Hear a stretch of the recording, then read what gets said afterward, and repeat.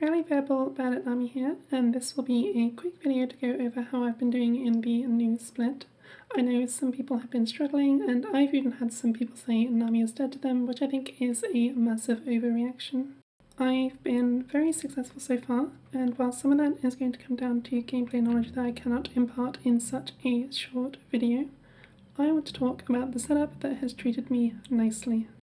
I did some experimentation at the start of the split, but with very lackluster results, and the fact that I've been on a hot streak lately since settling on the setup confirms to me that I'm going in the right direction.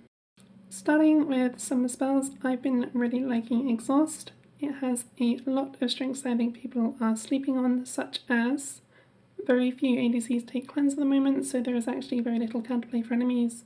You can't get ignited before you heal, and since the range is larger than ignite, it is easier to use on a priority target. It is a very versatile spell. You can trade the cooldown for a willing trade, even if you mess up as I do here, or you can use it for the 40% slow, which makes Bubble much more reliable without setup. It scales incredibly well, and while there is the argument that heal outscales it when you have Moonstone and or healing power, you're still waiting for at least 2 items before it is good. Exhaust can win lanes from level 1, and the snowballing from that is much more reliable than playing for team fights. It's still also Exhaust. Cutting the damage of a target by a third is very notable in the mid and late game. I don't see there being any case where I would take heal, and while there are some games that might have the anti-heal from Ignite matter, it feels as if Nami sorta lives and dies by landing Bubble nowadays, so Exhaust has excellent offensive potential in my opinion. For runes, I think her primary tree is the exact same, so run that how you had previously. I just want to talk about secondaries and shards. Since the nerfs to tier 2 boots, I don't think there is priority to upgrading, so the strategy I have been running is to just sit on tier 1 boots until I feel that having Summoner Spell Haste is valuable. To support this, I run 3 boots and the Move Speed Shard. This gives you 377 move speed, which I feel is enough to be mobile around the map and in fights, and when you have Exhaust and or Flash Up, I find this is plenty to be slippery in teamfights and skirmishes. The extra gold also allows you to rush your items and hit your spikes sooner, but of course that goes without saying. Everything else here should make intuitive sense. We go Cosmic since we don't really value anything else in the inspiration tree, and because it gives us more uptime to our summoner spells, even without lucidity boots. What do we do about items though? Well, it is with great sadness that I feel I need to say that I don't think we can really build AP items anymore. We had our fun, but Riot has come along to remind us of our place, so I cannot in good conscience recommend any AP items. I'll put up a slide annotating why I don't think each item is particularly good, but the general summary is that they aren't worth the high price tag, or they just don't have synergy with Nami.